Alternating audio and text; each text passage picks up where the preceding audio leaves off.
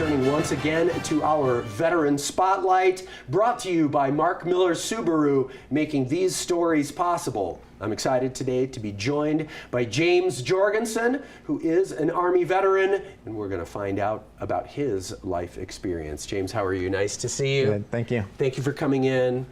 Thank you for your service. Talk a little bit, if you would, about what it was that was the impetus for you to go in. This is a big decision. This isn't just any job, and yet at the same time, it's a very important part of our society. For me, it was mostly a way for me to pay for college. And a friend of mine had said I should check out the ROTC program. So I went over to the building and met with one of the recruiters, and I enrolled in their courses that first year and gave it a try. And I liked it. Doing all the fun stuff, going, rappelling down in Rock Canyon, going out shooting guns. Who doesn't like that? Right, right. And it was a win-win situation because I got my college paid for, and right after graduation, I was able to go into a career without having to go job hunting and search around. So. And talk about your time in active duty, where you went, and what your experience was like. I was a chemical officer for an infantry battalion in Fort Lewis, Washington State. Afterwards, during my time with my battalion, I did a tour in Iraq. And as much as you are comfortable with, share what that time and what that experience was like. I was the civil affairs stand-in for my battalion for about 5 months. Every day I got to go out and make a difference. I got to see the smiling faces of the children as we delivered school supplies. We got a playground built in a little town. I got a water generator fixed so a town of 25,000 people could have clean water.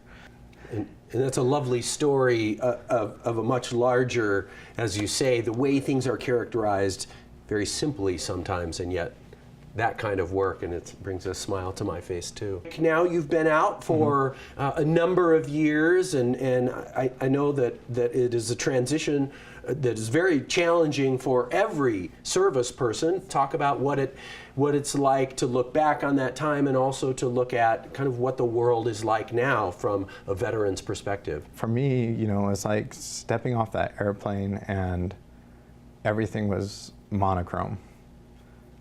Black and white. Wow. The world. You're happy that you have everything, but you feel guilty at the same time. Right. You feel guilty because you know those guys who deserve to come back with everything, and you know those guys who had a family who would have been waiting off of that plane on that tarmac to greet their dad coming home, and they're not seeing him, and that tears at you. It tears at you. So for a long time, I kind of floated in the wind. I found positive ways to do it. I went off to China. I taught English for 6 months while I waited for a Peace Corps assignment, and then I went off to the Republic of Turkmenistan and taught English out there for 27 months. I was just trying to kind of recapture that feeling of doing that civil affairs work in Iraq, doing that good. I think for me, it always seems that worst question is, did you kill someone? Because people ask it so flippantly. Don't ask someone that question. Right. Just thank them for their service. Thank them for doing what they had to do, for stepping up and going. Or ask what amazing thing that they did for the people of Iraq. The good things. During my time as civil affairs, I got to go up to Dahuk and Arbil, the Kurdish regions, and got to see how those places had been autonomous since the end of the Gulf War. We're grateful for your service, and we're grateful for you to take some time and be with us like this today. It's really cool, and I know it takes a lot of courage. So, for me, a big part of my transition back and my working my way back was the VA.